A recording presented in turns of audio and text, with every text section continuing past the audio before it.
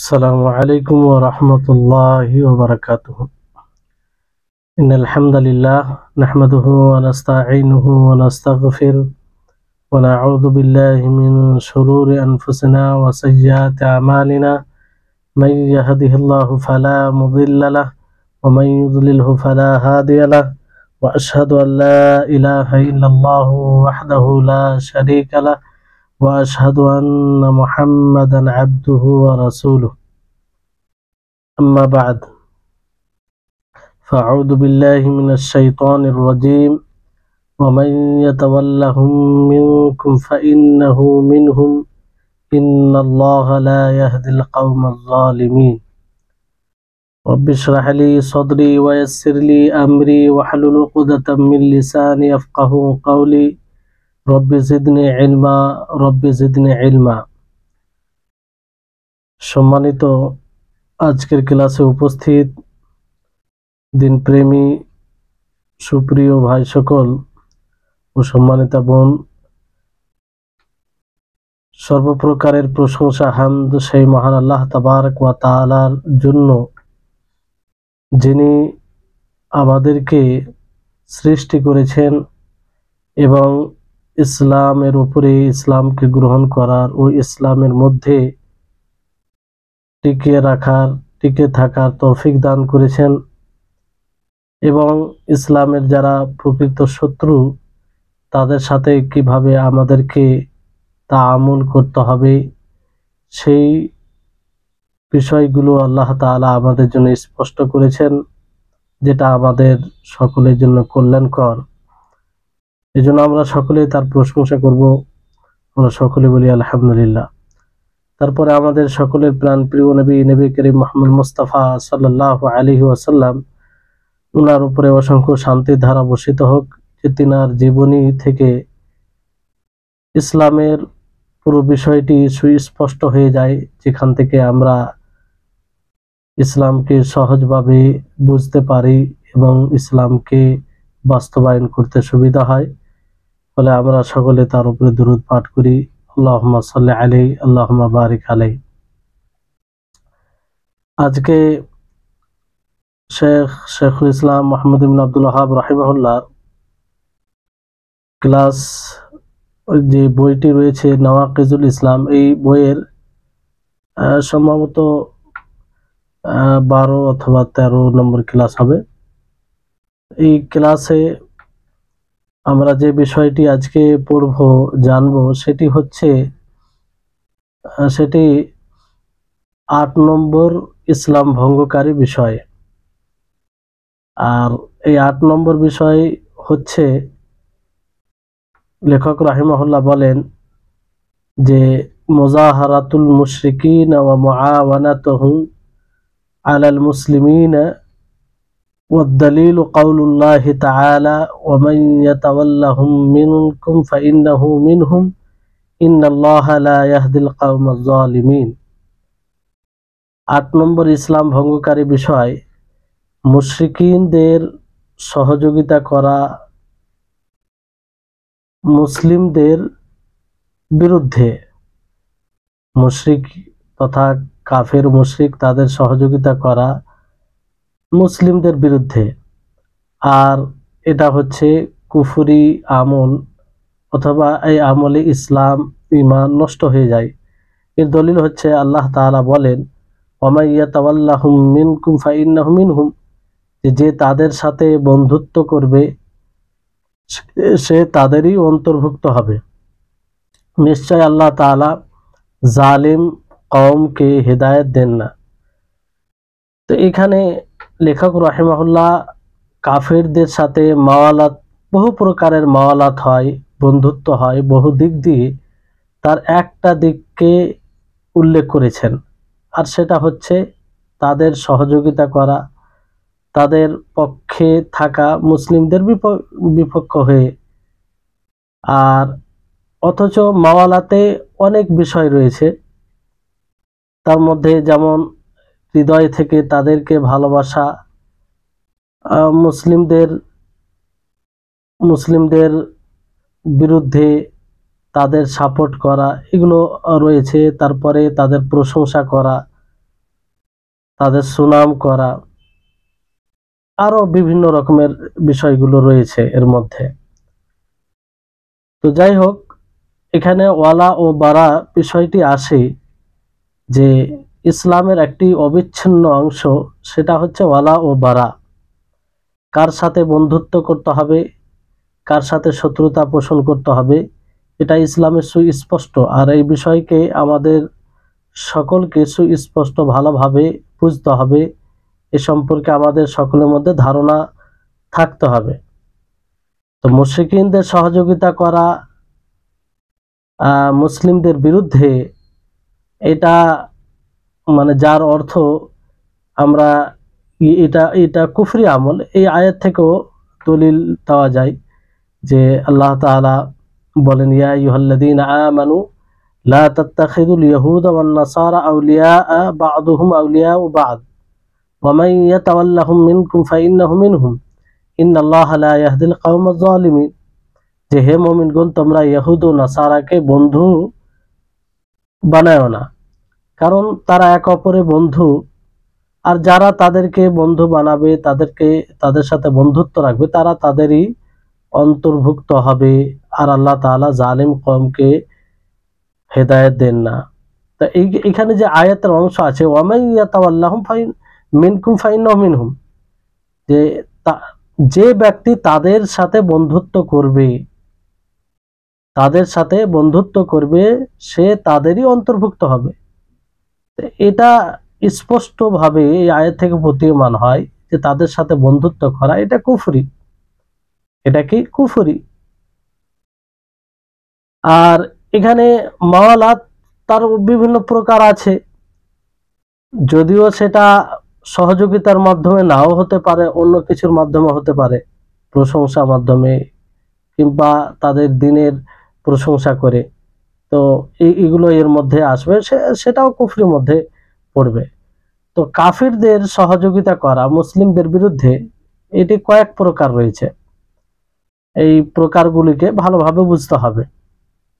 প্রথম প্রকার হচ্ছে যে মুসলিমদের বিরুদ্ধে তাদের সহযোগিতা করা তাদেরকে ভালোবেসে। কি কোন দিকে লক্ষ্য করে ভালোবেসে? যে তারা কুফরে আছে, তারা কুফরি করে, শিরক করে, গুমরাহির পথে আছে, এটার উপরে আছে বলে তাদেরকে ভালোবেসে তাদের সহযোগিতা করা মুসলিমদের বিরুদ্ধে।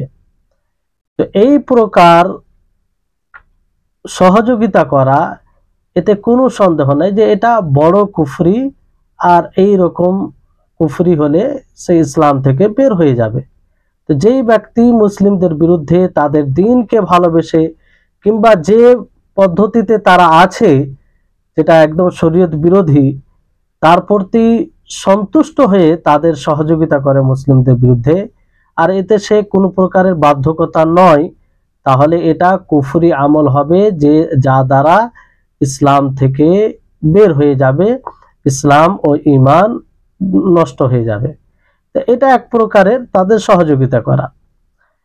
আরেক প্রকারের সহযোগিতা করা হচ্ছে যে মুসলিমদের বিরুদ্ধে সহযোগিতা করা, যে সে তাদেরকে ভালোবাসে না, কোনো ব্যক্তি তাদের সহযোগিতা করে মুসলিমদের বিরুদ্ধে, কিন্তু তাদেরকে সে ভালোবাসে না, বরং অপছন্দ করে, তাদেরকে ঘৃণা করে, কিন্তু সে তাদের মাঝেই বসবাস করে, তাদের মাঝে থাকে, আর এই জন্য তাদের হয়তো সহযোগিতা করে মুসলিমদের বিরুদ্ধে।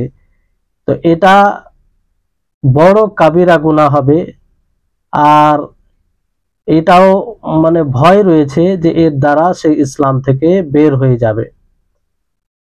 অনেকেই এইভাবে বলেছেন যে মুশরিক যদি তাদেরকে কোনো যেমন ধরেন বদরের যুদ্ধ যখন ঘটে, বদর যুদ্ধ যখন হয়, তখন মুসলিমদের এক জামাতকে তারা বাধ্য করে মুসলিমদের বিরুদ্ধে লড়াই করার জন্য, তাদের সাথে বের হওয়ার জন্য, কিন্তু তারা অস্বীকার করে। আর অনেকেই তাদের সাথে বের হয়েছিল, যদিও তারা বাধ্য ছিল, মুশরিকিনদের সাথে ছিল, তাদেরকে বাধ্য করেছিল, এই কারণে তাদের সাথে ছিল। কিন্তু তারা মুশরিকিনদের ধর্মকে পছন্দ করতো না, বরং ঘৃণা করত। তারা এরপরেও সেখানেই অবস্থান করেছিল মক্কাতে। হয়তো তাদের মাতৃভূমিকে প্রাধান্য দেওয়ার কারণে, কিংবা নিজের সম্পত্তি, নিজের অর্থ, নিজের সন্তান, নিজের শহরকে মানে দিকে তাকিয়ে সেখানে থেকে গেছে। অথচ কাফিরদের ধর্মকে, মানে তারা যে ধর্মকে মানত সেটাকে ঘৃণা করত। তো এইভাবে এই অবস্থায় তাদের সাথে বের হওয়া মুসলিমদের বিরুদ্ধে, এটা আসলে তাদেরকে ভালোবেসে নয়, না তাদের দ্বীনকে ভালোবেসে, বরং তারা বাধ্য হয়েছিল। তারপরেও আল্লাহ তাবারক ওয়া তাআলা তাদেরকে কঠোর ধমকি দেয়। আল্লাহ তাআলা বলেন যে ইন্নাল্লাযীনা তাওয়াফাহুমুল মালাইকাতু যালিমি আনফুসিহিম ক্বালু ফীমা কুনতুম, যে নিশ্চয় যারা ফারিস্তা যখন তাদের মৃত্যু মানে তাদের যখন মৃত্যুবরণ হয়, তারা নিজের নফসের উপরে জুলুম করে আর তাদেরকে বলে যে ফীমা কুনতুম, তোমরা কোথায় ছিলে, মানে কাদের সাথে ছিলে।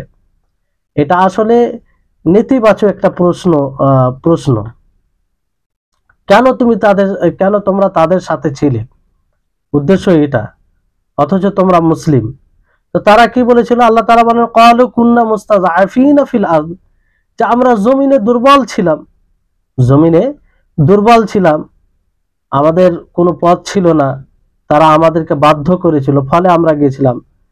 তো তখন ফারিস্তাগণ তাদেরকে বলে যে ক্বালু আলাম তাকুন আরদুল্লাহি ওয়াসিআতান ফাতুহাজিরু ফিহা, তারা বলে যে আল্লাহর জমিন কি প্রশস্ত ছিল না, যেখানে তোমরা হিজরত করতে, যেখানে তোমরা নিজের দ্বীনকে কায়েম করতে, তোমরা সবর করতে, এই হিজরত করার ফলে যা কিছু ঘটতো তোমাদের সাথে। কিন্তু তোমরা তাদের সাথে কেন ছিলে, নিজেকে এই অবস্থায় রেখেছিলে। তো আল্লাহ তাআলা তাদেরকে ধমক দিয়ে বলেন ফাউলাইকা মাওয়াহুম জাহান্নাম, তাদের ঠিকানা জাহান্নাম, ওয়া সাআত মাসীরা, এবং তাদের মন্দ ঠিকানা। এটা কঠোর ওয়াঈদ তাদেরকে। তো যারা সত্যিকারে শরীয়ত সম্মত যাদের কারণ ছিল, যেমন আল্লাহ তাআলা আগে বলেন ইল্লাল মুস্তাযআফিনা মিনার রিজালি ওয়ান নিসাই ওয়াল উইলদান লা ইস্তাতিউনা হিলাতা ওয়া লা ইয়াহতাদুনা সাবিলা, যে হ্যাঁ, যারা দুর্বল পুরুষদের মধ্যে, মহিলাদের মধ্যে, বাচ্চাদের মধ্যে তাদের কোনো রাস্তা ছিল না, তাদের বিষয়টি ভিন্ন। ফাউলাইকা আসাল্লাহু আন ইয়াফু আনহু ওয়া কানা আল্লাহু আফুওয়ান গাফুরা। তো তাদের ব্যাপারে আশা করা যায় আল্লাহ তাআলা তাদেরকে মাফ করবেন, আর আল্লাহ তাআলা ক্ষমাশীল। তো যাই হোক,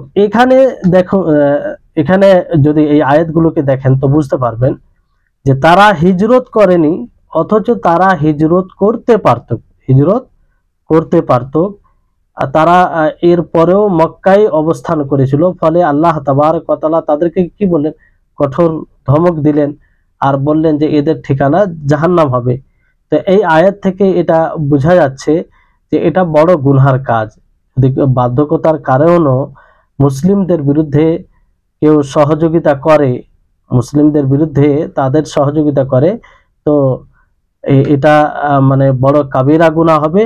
আর খুব নিকটেই এই বিষয়টি তাকে কুফরের দিকে নিয়ে যেতে পারে। এটা হচ্ছে কারণ আসলে তাদের হৃদয়ে তাদের প্রতি ভালোবাসা ছিল না। এই কারণে ভালোবাসা থাকলে তো কুফরি আমল, যেটা প্রথম প্রকারে বলা হলো। তৃতীয় প্রকার হচ্ছে যে যারা কাফিরদের সহযোগিতা করে মুসলিমদের বিরুদ্ধে, এতে তাকে বাধ্য করা হয়নি, বরং আর না সে কাফিরদের দ্বীনকে মানে ঘৃণা করে, আর তাদের প্রতি সন্তুষ্টও নয়। মানে এক কথায়, যে কাফিরদের সহযোগিতা করে তার উপরে কোনো প্রেশার নেই, মানে সে বাধ্য নয়। আর কাফিরদের দ্বীনকে সে ঘৃণা করে, আর তাদের দ্বীনের প্রতি সন্তুষ্ট নয়, কিন্তু সে মুসলিমদের বিরুদ্ধে কাফিরদের সহযোগিতা করে। তো এটাও কাবিরা গুনাহ হবে। এটাও কি হবে? কাবিরা গুনাহ হবে। আর এতেও ভয় আছে যে এই আমলটি তার ইসলামকে নষ্ট করে দিতে পারে, আশঙ্কা আছে। তো এই হচ্ছে বিষয়। চতুর্থ প্রকার হচ্ছে যে কাফিরদের সহযোগিতা করা কাফিরদের বিরুদ্ধে, কাফিরদের সহযোগিতা করা কাফিরদের বিরুদ্ধে, এমন কাফিরদের বিরুদ্ধে যাদের সাথে চুক্তি আছে, মুসলিমদের সাথে চুক্তি আছে।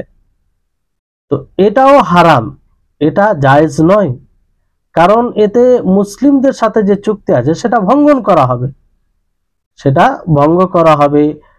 আর যারা কাফের চুক্তিবদ্ধ, তো তাদের সাথে কেতাল করা কোনো মুসলিমের জন্য জায়েজ নয়, কোনো মতে জায়েজ নয়, কারণ তাদের সাথে চুক্তি রয়েছে। যেমন নবী করিম মুহাম্মদ সাল্লাল্লাহু আলাইহি ওয়াসাল্লাম চুক্তি করেছিলেন, তো তাদের সাথে কোনো মতে যুদ্ধ করেননি অগ্রিম হয়ে।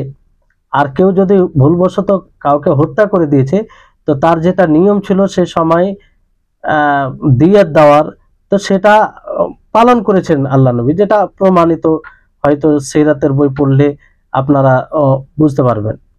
তো বিষয়টি হচ্ছে এটা যে এমন কাফের যাদের সাথে চুক্তি হয়েছে মুসলিমদের সাথে, তো সেই কাফেরদের বিরুদ্ধে অন্য কাফেরের সহযোগিতা করা এটাও জায়েজ নয়, এটা হারাম, এটা কুফরি নয়, তবে হারাম।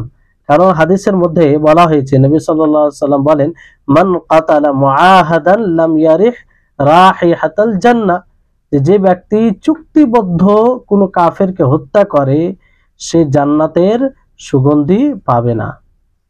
তাহলে এখানে চিন্তা করুন যে একজন কাফেরের সহযোগিতা কাফেরের বিরুদ্ধে করা যাবে না, এটা যদি জায়েজ না হয়, হারাম হয়, তাহলে মুসলিমের বিরুদ্ধে কাফেরের সহযোগিতা এটা কত জটিল হবে, যেটা আপনারা সহজেই বুঝতে পারছেন। তো এটা এক প্রকার। পঞ্চম প্রকার হচ্ছে যে কাফিরদেরকে ভালোবাসা, তাদের সাথে বন্ধুত্ব স্থাপন করা, তাদের কোনো সহযোগিতা ছাড়াই, মুসলিমদের বিরুদ্ধে তাদের কোনো সহযোগিতা ছাড়াই তাদেরকে ভালোবাসা, এটা থেকে নিষেধ করা হয়েছে। আর এটা ঈমান বিরোধী আমল। এটা কি? ঈমান বিরোধী আমল। কারণ আল্লাহ তাআলা বলেন, লা তাজিদু কওমান ইউমিনুনা বিল্লাহি ওয়াল ইয়াউমিল আখির ইউয়াদ্দুনা মান হাদ্দাল্লাহ ওয়া রাসূলাহু ওয়ালাউ কানু আবাআহুম আও আবনাআহুম আও ইখওয়ানাহুম আও আশীরাতাহুম উলাইকা কাতাবা ফি কুলুবিহিমুল ঈমান। যে আপনি এমন কোন কওম জাতিকে পাবেন না যারা আল্লাহর উপরে ঈমান রাখবে আর ইয়াউমে আখিরাতের প্রতি, শেষ দিবসের প্রতি তারা ভালোবাসবে কাদেরকে? যারা রাসূলের এবং আল্লাহ এবং তার রাসূলের বিরুদ্ধাচারণ করে, যদিও তাদের পিতামাতা হয়, তাদের সন্তান হয়, তাদের ভাই হয়, তাদের আত্মীয় স্বজন হয়, তাদের নিকটবর্তী কেউ হয়, কারণ তাদের মধ্যে তাদের হৃদয় ঈমান আছে। তো একজন মুমিন এমন লোককে ভালোবাসতে পারে না যে আল্লাহ এবং তার রাসূলের বিরুদ্ধাচারণ করে। তাহলে একজন মুমিনের ঈমানের দাবি অনুযায়ী একজন মুমিন আল্লাহ এবং তার রাসূলকে কোনো সময়, আল্লাহ এবং তার রাসূলের শত্রুকে কোনো সময় ভালোবাসতে পারে না। এই আয়াত থেকে এটা স্পষ্ট। তো এই জন্য কোনো কাফিরকে ভালোবাসা, তাদের সাথে বন্ধুত্ব স্থাপন করা, মুসলিমদের বিরুদ্ধে ছাড়া স্বাভাবিকভাবে তাদেরকে ভালোবাসা, মানে তাদের সাথে বন্ধুত্ব স্থাপন করা, এই আয়াতে নিষেধ করা হয়েছে। আর এটা ঈমান বিরোধী আমল। কারণ আল্লাহ তাবারক ওয়া তাআলা বলেন যে লা তাজিদু কওমান ইউমিনুনা, যে আপনি এমন লোককে পাবেন না যারা আল্লাহ এবং ইয়াউমে আখিরাতের প্রতি বিশ্বাস রাখবে, আর তারা এমন লোককে ভালোবাসবে যারা আল্লাহ এবং তার রাসূলের বিরুদ্ধাচারণ করে, যদিও তাদের নিকট আত্মীয় লোক হয়, তাদের পিতামাতা হয়, তাদের সন্তান হয়, তাদের ভাই হয়, তারপরও তাদেরকে ভালোবাসতে পারে না। তাহলে এখান থেকে এটা স্পষ্ট। তারপরে এরকম ভাবে আরো আয়াত রয়েছে অনেক, যে আল্লাহ তাআলা যেমন এক আয়াতে বলেন যে قد كانت لكم أسوة حسنة في إبراهيم والذين معه إذ قالوا لقومهم إنا براء منكم ومما تعبدون من دون الله, যে তোমাদের জন্য উত্তম আদর্শ রয়েছে ইব্রাহিম আলাইহিস সালামের জীবনীতে ও তার সাথে যারা ঈমান এনেছিল তাদের সাথে, তার সঙ্গীদের মধ্যে। কেন তারা বলেছিল নিজের কওমকে, নিজের জাতিকে কি বলেছিল, যে আমরা তোমাদের থেকে সম্পর্ক বিচ্ছেদ করছি, আর তোমরা যার ইবাদত করো আল্লাহ ব্যতী, আল্লাহকে ছেড়ে, তা থেকেও আমরা সম্পর্ক বিচ্ছিন্ন করছি। কাফারনা বিকুম, আমরা তোমাদের অস্বীকার করলাম, আর তোমাদের আমাদের মাঝে শত্রুতা থাকবে, ঘৃণা থাকবে অতক্ষণ পর্যন্ত যতক্ষণ পর্যন্ত তোমরা এক আল্লাহর উপরে ঈমান নিয়ে আসবে। তাহলে বিষয়টি হচ্ছে যে এখানেও তাই বলা হয় যে তারা যেহেতু আল্লাহ এবং তার রাসূলের বিরুদ্ধাচরণ করে, আল্লাহ ও তার রাসূলকে ছেড়ে অন্য কারো ইবাদত করে, ফলে তাদের সাথে ওই রকম আল ওয়ালায়া অর্থাৎ বন্ধুত্ব থাকতে পারে না। তারপর আরো সূরা মুমতাহিনার, এটি মুমতাহিনার 1 থেকে 4 নম্বর আয়াতে আপনি দেখতে পারেন। তারপরে সূরা মুমতাহিনার এই 13 নম্বর আয়াতে আপনি এই আয়াতটিকেও দেখতে পারেন, যেখানে আল্লাহ তাআলা বলেন, ইয়া আইয়ুহাল্লাযীনা আমানু লা তাতাওয়াল্লাউ কওমান গাযিবাল্লাহু আলাইহিম ক্বাদ ইয়াইসু মিনাল আখিরাতি কামা ইয়াইসাল কুফারু মিন আসহাবিল কুবুর। যে হে মুমিনগণ, তোমরা এমন লোকদেরকে ভালোবাসো না যাদের উপরে আল্লাহর ক্রোধ হয়েছে, আল্লাহর গজব হয়েছে, তারা আখিরাত থেকে নিরাশ হয়ে গেছে, যেমন কাফের কবর থেকে ও নিরাশ। তো বিষয়টি হচ্ছে যে এখানেও আল্লাহ তাআলা নিষেধ করেছেন। তাই হচ্ছে বিষয়। এখানে একটি বিষয় যে মুশরিকিনদের মুওয়াফাকাত, তাদের সমর্থন এবং তাদের কথা মানা যাবে, এই রকম এটাকে বোঝার জন্য 3টি অবস্থা আমরা জানতে পারি, কিংবা 3টি অবস্থা দ্বারা আমরা বুঝতে পারি। প্রথম অবস্থা হচ্ছে যে তাদের সমর্থন করা প্রকাশ্যভাবে ও গোপনীয়ভাবে, আভ্যন্তরীণভাবে সমর্থন করা এবং সেটাকে মেনে নেওয়া, এবং তাদের দিকে ঝুঁকে যাওয়া আর অন্তর থেকে সেটাকে মেনে নেওয়া।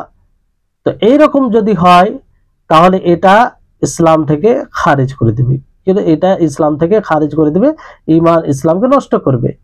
এতে যদিও সে বাধ্য হয় আর বাধ্য না হোক, এতে কোনো পার্থক্য পড়বে না। বাধ্য হোক আর না হোক, কেউ যদি এইভাবে তাদের সমর্থন করে প্রকাশ্যভাবে, গোপনীয়ভাবে, আর তাদের দিকে ঝুঁকে যায়, তাহলে এটা মানে ঈমানকে নষ্ট করবে এই অবস্থায় যদি থাকে।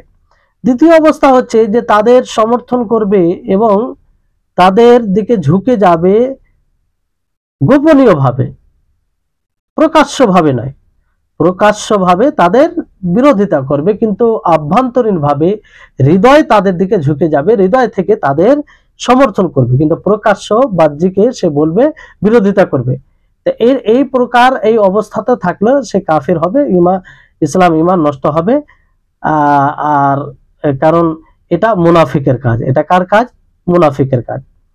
তৃতীয় অবস্থা হচ্ছে যে প্রকাশ্যভাবে তাদের সমর্থন করবে, তাদের বাতিলে গোপনীয়ভাবে বিরোধিতা করার সাথে সাথে, কি বললাম, যে প্রকাশ্যভাবে তাদের সমর্থন করবে কিন্তু ভিতরে তার বিরোধিতা করবে।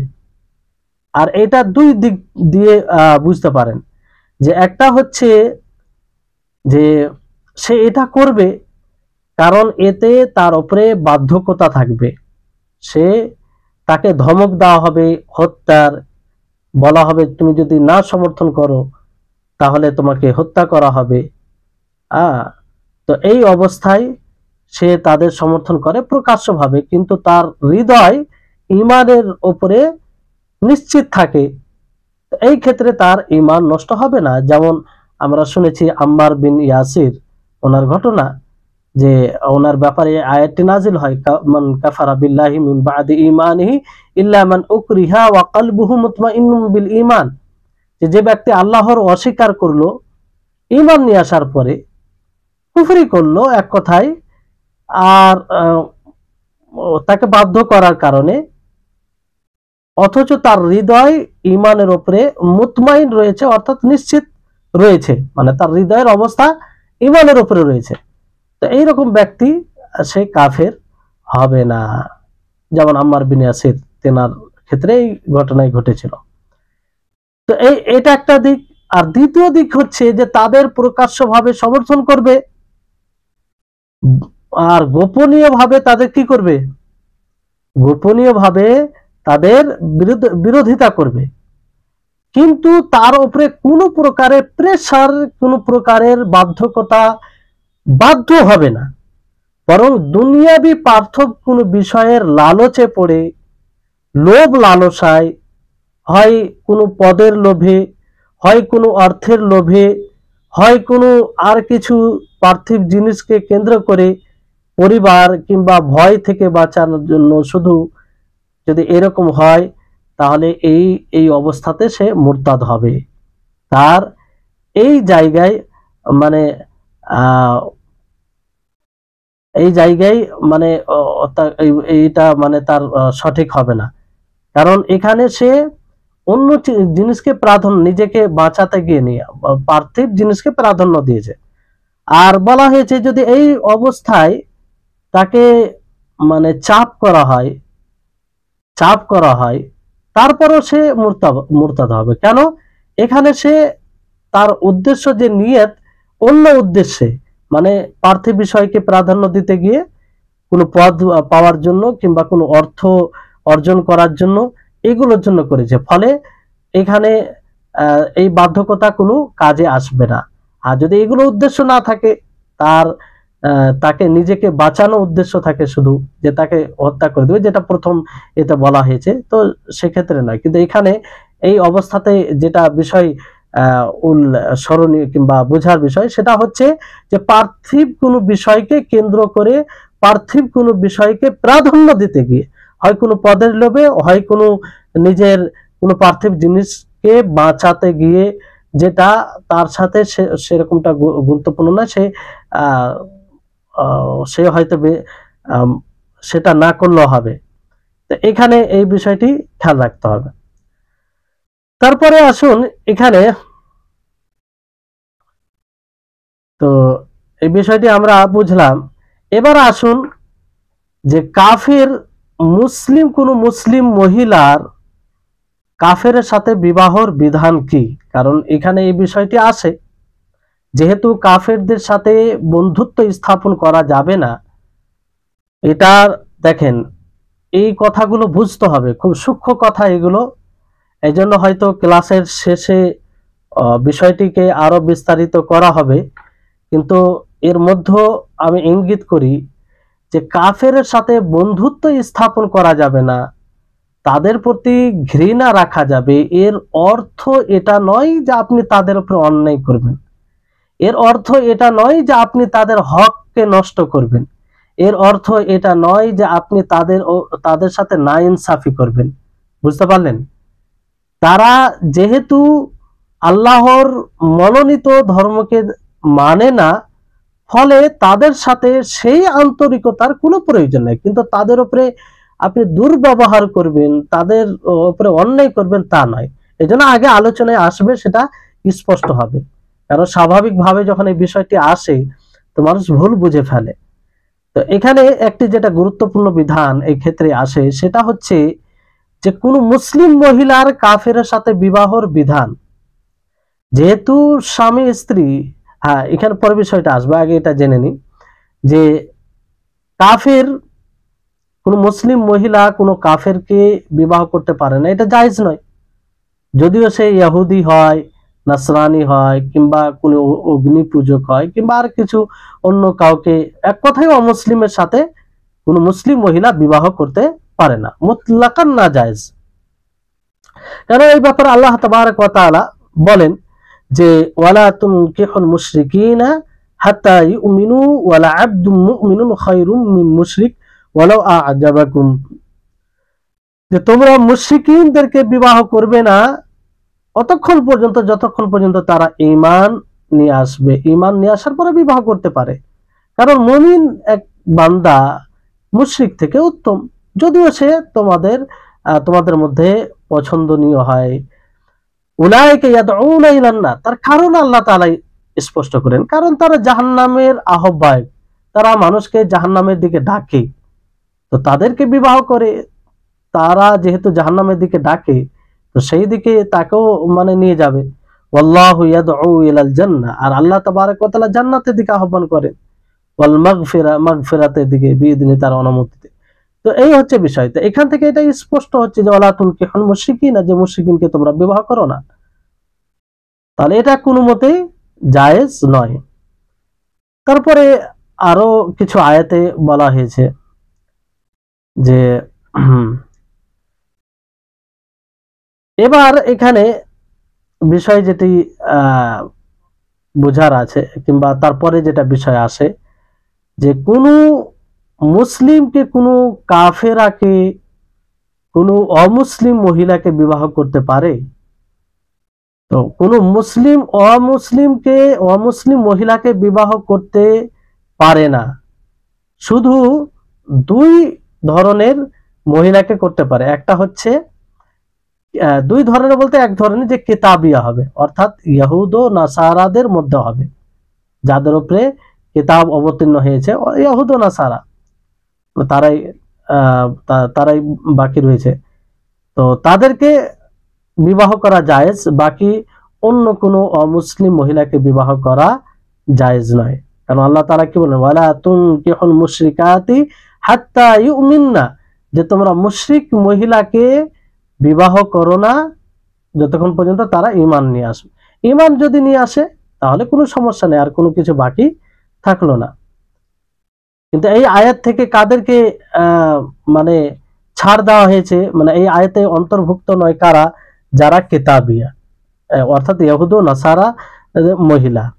কারণ তাদের ব্যাপারে অন্য আয়াতে বলা হয়েছে, আল্লাহ তাআলা বলেন যে আল ইয়াউমা উহিল্লা লাকুমুত তাইয়্যিবাত ওয়া তাআমুল লাযিনা উতুল কিতাব হিল্লুল লাকুম, যে আজ তোমাদের জন্য তাইয়্যিবাত, পবিত্র জিনিসকে হালাল করা হয়েছে, আর তাদের খাবার, যাদেরকে কিতাব দেওয়া হয়েছে অর্থাৎ ইহুদ ও নাসারা, তাদের খাবার তোমাদের জন্য হালাল, বৈধ। তো এখানে খাবার বলতে তাদের জবাইকৃত বিষয় সম্পর্কে বলা হয়েছে যে সেটা হালাল। তারপরে এই অন্য আগে বলা হয়েছে যে ওয়া তাআমুকুম হিল্লুল লাহুম, যে তোমাদের খাবার তাদের জন্য বৈধ, তোমাদের জবাইকৃত তারা খেতে পারে। ওয়াল মুহসানাতু মিনাল মুমিনাতি ওয়াল মুহসানাতু মিনাল্লাযিনা উতুল কিতাবা মিন ক্বাবলিকুম, এটা হচ্ছে আসল বিষয়। আর পবিত্র মহিলা মুমিনদের মধ্যে, আর তাদের মধ্যে যাদেরকে কিতাব দেওয়া হয়েছে তোমাদের পূর্বে, তো তারাও হালাল, তাদেরকে বিবাহ করতে পারো। তো এখানে মুহসানাত বলতে কি? মুহসানাত বলতে বোঝায় যে যারা নিজের ইজ্জতকে, সম্মানকে বাঁচিয়ে রাখে, ব্যভিচারিণী নয়, ব্যভিচারিণী নয়। যদি ব্যভিচারিণী হয়, অন্যের সাথে ঘুলে মিলে থাকে, অন্যের সাথে হাত মিলায়, জেনার সব রকম যেগুলো লক্ষণ রয়েছে এগুলো সব পাওয়া যায়, তাদের সাথে নয়। এমন কোনো আহলে কিতাব মেয়েদেরকে বিবাহ করা যে সবার সাথে হাত মিলায়, সবার সাথে, সবার কাঁধে কাঁধ মিলায়, অথবা যার সাথে যার তার সাথে সময় কাটায়, এই রকম মহিলাকে বিবাহ করা জায়েজ নয়। এখানে শর্ত যেটা হচ্ছে মুহসানা। অনেকেই মানে বলে যে আহলে কিতাব মেয়েদেরকে বিবাহ করা জায়েজ, তো জায়েজ বলে আম ভাবে সেটাকে নেই না। এখানে আল্লাহ তাবারক ওয়া তাআলা যে শব্দ ব্যবহার করেছেন সেটা হচ্ছে মুহসানাত, পবিত্র, যে নিজের সম্মানে পবিত্র থাকবে। তো এরকম। আর মুসলিম মহিলা যদি এরকম হয় তাকেও তো বিবাহ করা জায়েজ নয়। মুসলিম মহিলা যদি ব্যভিচারিণী হয়, যার তার সাথে সময় কাটায়, এগুলো কোনো খেয়াল করে না, তো তাকেও বিবাহ করা মুসলিম মহিলা হলে জায়েজ নয়, তো কিতাবি হলে তো জায়েজ হবে না। তো যেমন আল্লাহ তাবারক ওয়া তাআলা বলেন সূরা নূরের 3 নম্বর আয়াত, ওয়াজ-জানিয়াতু লা ইয়ানকিহুহা ইল্লা জানিন আও মুশরিকুন ওয়া হুররিমা যালিকা আলাল মুমিনিন, যে ব্যভিচারিণী মহিলা সে ব্যভিচার পুরুষকেই, যে ব্যভিচার করে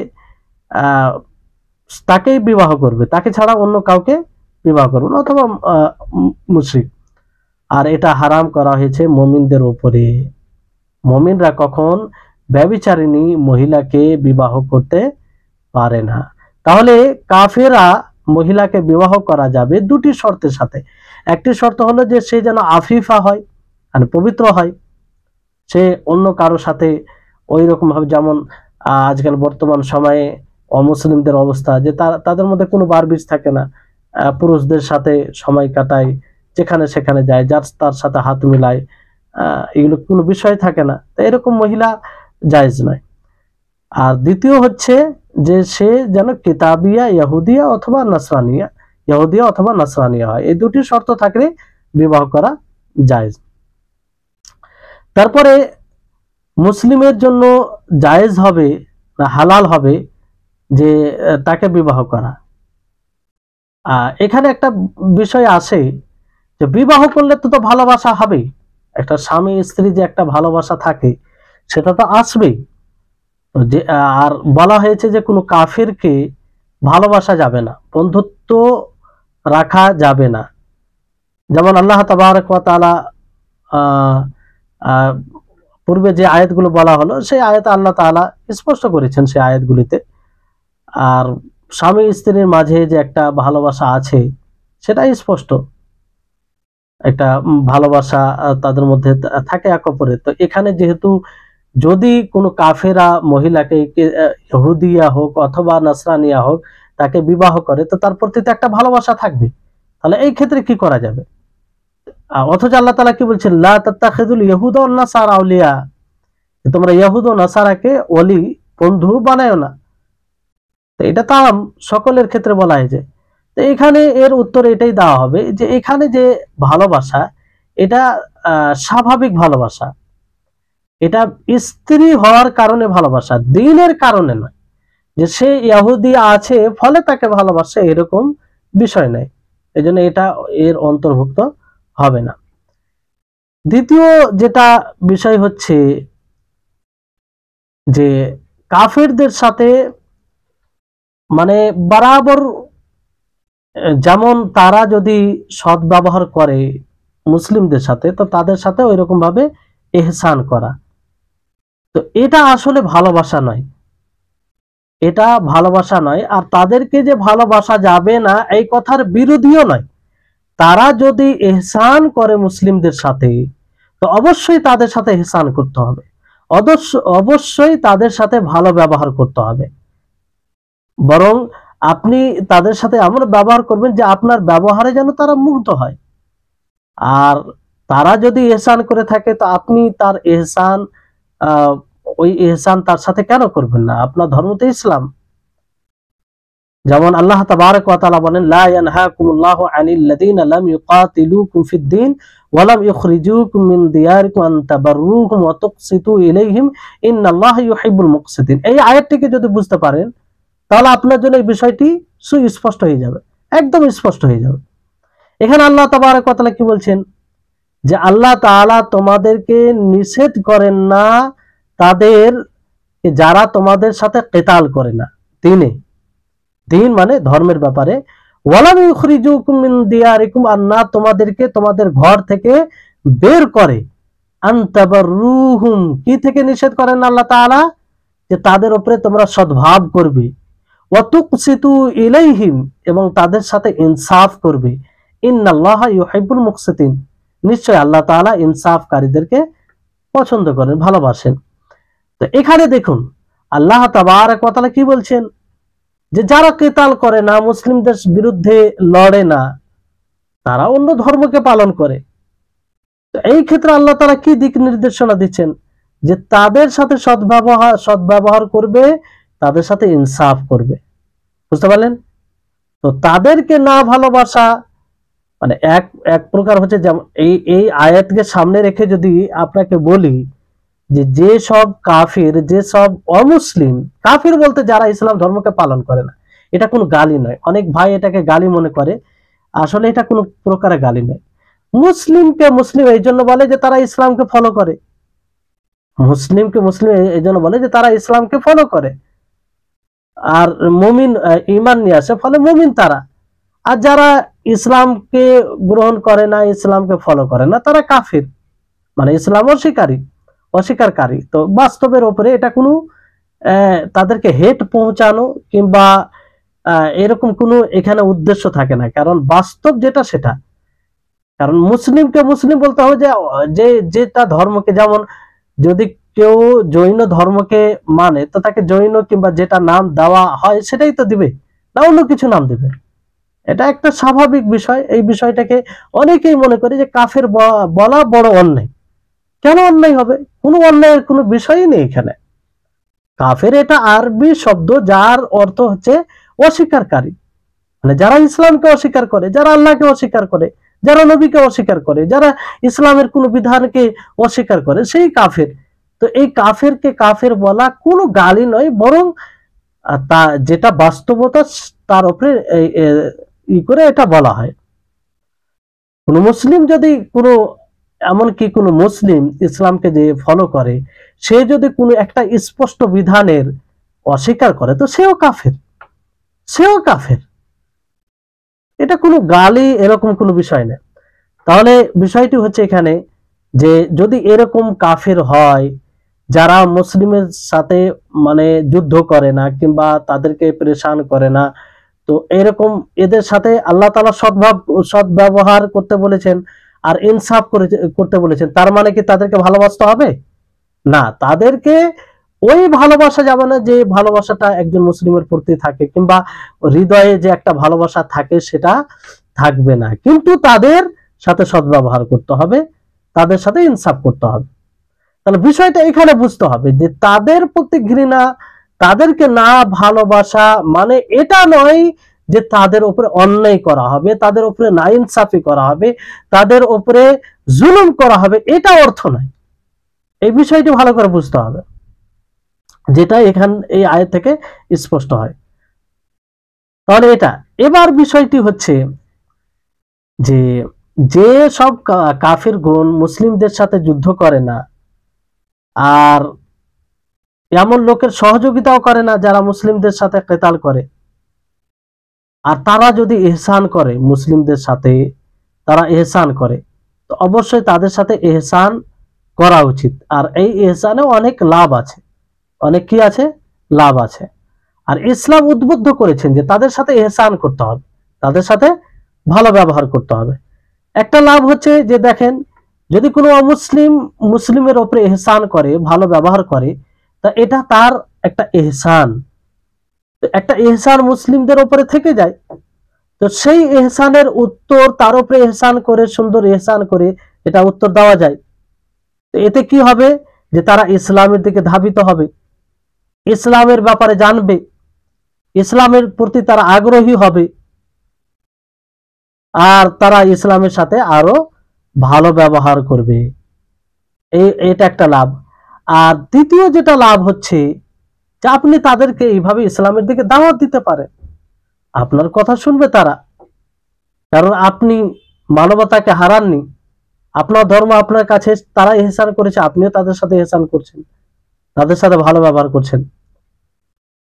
আর চতুর্থ বিষয় হচ্ছে যে যদি ধরেন যে তারা যে ইহসান করে, সেই ইহসানের যদি আপনি ইহসান না করেন পরিবর্তে, তাহলে তাদের একটা ইহসান বাকি থেকে যাবে, যে ইহসানের কথা তারা যে কোনো সময় বলতে পারে যে তোমাদের উপর আমরা ইহসান করেছি, ইহসান জাতলাতে পারে, তারা বলতে পারে যে আমরা তো তোমাদের উপর ইহসান করেছি আর তোমাদের এই ব্যবহার। এই সুযোগ যাতে না থাকে, এই হচ্ছে একটা বিষয়। তারপর আরেকটি গুরুত্বপূর্ণ বিষয় হচ্ছে যে কাফিরদের সাথে দুনিয়াবি ব্যবহার, পার্থিব ব্যবহার, দুনিয়াতে চলতে গিয়ে কি রকম ব্যবহার, মানে পার্থিব জিনিসের ক্ষেত্রে লেনদেন তাদের সাথে কি হবে।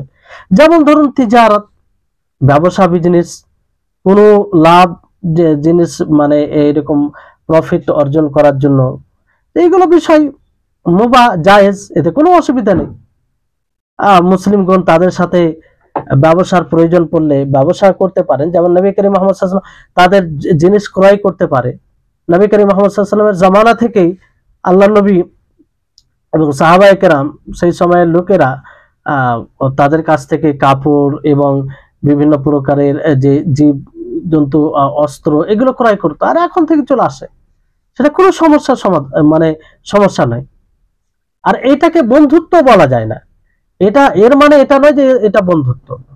দুনিয়াবি কোনো পার্থিব কোনো মাসলেহাতকে অর্জন করার জন্য, পার্থিব কোনো প্রফিটকে লাভ করার জন্য তাদের তাদের তাদের সাথে সম্পর্ক থাকা, এটা মানে মাওয়ালাত বন্ধুত্ব স্থাপনের মধ্যে পড়ে না। আর এগুলো দরকার আছে, এগুলো দরকার আছে। আর এইভাবে যদি না হয় শান্তি কোথায় থাকবে? যদি লেনদেন এই ক্ষেত্রেও ঘৃণা এগুলো করা হয়, তাহলে এটা কোনো মতেই এটা থাকবে না। বুঝতে পারলেন? তো হ্যাঁ, এই বিষয়টি ভালো করে বুঝতে হবে। তো নবী করিম মুহাম্মদ সাল্লাল্লাহু আলাইহি ওয়াসাল্লামের যদি জীবনী পড়া যায় তাহলে এটা ফুটে ওঠে, এটা নবী করিম মুহাম্মদ সাল্লাল্লাহু আলাইহি ওয়াসাল্লামের জীবনীতে পাওয়া যায়। অনেকেই দেখবেন এই বিষয়টি না বোঝার কারণে বর্তমান সময়ে যদি কোনো মুসলিম শাসক তাদের কাছে যায়, তাদের সাথে হাত মিলায়, রাজনীতির ক্ষেত্রে অনেক সময় হাত মিলাতে হয়, কিংবা তাদের সাথে মিটিং এ বসতে হয়, তো কুধারণাটা বেশি যে তাদের সাথে যাবে কেন, তার মানে তারা তাদের দালাল হয়ে গেছে, এই ধরনের কথা আসে। তো এই সব বিষয়কে না বোঝার কারণে এটাতে কোনো মাওয়ালাত বন্ধুত্ব আসে না। এটা দুনিয়াবি মাসলাহাত ক্ষেত্রে এটা করা যায়, যেটা নবী সাল্লাল্লাহু আলাইহি ওয়াসাল্লামের জীবনী থেকে প্রমাণিত। আর যেটা আভ্যন্তরীণ বিষয়, যে তারা তাদেরকে সত্যি কি ভালোবেসে ফেলেছে, এটা তো হৃদয়ের কথা। আপনি কি করে হুকুম লাগাচ্ছেন? আপনি কি করে বলতে পারি? এটা তো হতেই পারে যে তারা মাসলাহাতের ক্ষেত্রে তাদের কাছে যায়, এতে কি হয়, কোনো চুক্তির ব্যাপার থাকতে পারে, কোনো এর ব্যাপার থাকতে পারে। তো এই মানে যেটা বাহ্যিক বিষয় সেটার উপরে নির্ভর করতে হবে, কিন্তু হৃদয় থেকে তাদেরকে ভালোবেসেছে কি না বেসেছে এটা তো হৃদয়ের খবর, আর এই খবর আল্লাহ তাআলা জানে। তো আমরা এর উপরে কি করে হুকুম লাগাতে পারি? তো এই বিষয়টি ভালো করে বুঝতে হবে। তারপরে বিষয় হচ্ছে তো যাই হোক, আজকে এখান থেকে ক্লাস শেষ করছি। তো এই বিষয়টি ভালো করে বুঝতে হবে। আর এর অনেক উদাহরণ রয়েছে। নবী সাল্লাল্লাহু আলাইহি সাল্লাম ইহুদিদের পক্ষ থেকে হাদিয়া গ্রহণ করেছেন। আর সবচেয়ে বড় বিষয় দেখেন যে নবী করিম মুহাম্মদ সাল্লাল্লাহু আলাইহি সাল্লাম এগুলো শরীয়তের শিক্ষা তালিম, যে তাদের সাথে আল্লাহ তাবারক ওয়া তাআলার কোরআনের যে শিক্ষা, যে তাদের সাথে বন্ধুত্ব স্থাপন করা যাবে না। আর ওই ইসলামের যে প্রচার যে নবী, যে রাসূল, তিনার ব্যবহার তাদের সাথে এমন ছিল যে অনেকেই তারা মুগ্ধ ছিলেন, ফলে অনেকেই ইসলাম গ্রহণ করেছেন। তো এইটা থাকতে হবে। ভালো ব্যবহার আপনার হবে, তার মানে তাদের সাথে বন্ধুত্ব হয়ে যায় না। আর এটা কি করে হয়, যে আপনার কাছে যে প্রিয়, আপনার কাছে যে ভালোবাসার পাত্র, আপনি যাকে ভালোবাসেন হৃদয় থেকে, নিজের জান থেকে, তার কেউ শত্রু হবে, আপনি তাকে ভালোবাসবেন? এটা কি করে হতে পারে? এটা তো মানে বিবেকসম্মত নয়। অনেক সময় আমরা আবেগের ছলে এগুলো বোঝার চেষ্টা করি, ফলে বুঝতে আমরা অক্ষম হই। তো বিষয়গুলো এটা বুঝতে হবে ভালো করে। যাই হোক, আল্লাহ তাবারক ওয়া তাআলা যেন আমাদের সকলকে ভালোভাবে এইসব সূক্ষ্ম বিষয়কে ভালোভাবে বুঝার তৌফিক দান করেন। আর এই অনুযায়ী যেন আমরা সকলের সাথে ব্যবহার করতে পারি। আমাদের ব্যবহার চরিত্র যেন সুন্দর হয়, কোরআন হাদিস অনুযায়ী হয়, যে ব্যবহার চরিত্র দেখে অন্যরা যেন ইসলামের দিকে ধাবিত হয়। আর সার্বিকভাবে যেন আমরা ইসলামের বিষয়ে জানার প্রতি আগ্রহী হই, আর সেই জ্ঞানকে অর্জন করার জন্য যা কিছু করার প্রয়োজন সবগুলো যেন আমরা করতে পারি। এর তৌফিক আল্লাহ তাআলা দেন। ওয়া আখিরু দাওয়ানা আলহামদুলিল্লাহি রাব্বিল আলামিন। আসসালামু আলাইকুম ওয়া রাহমাতুল্লাহি ওয়া বারাকাতুহু।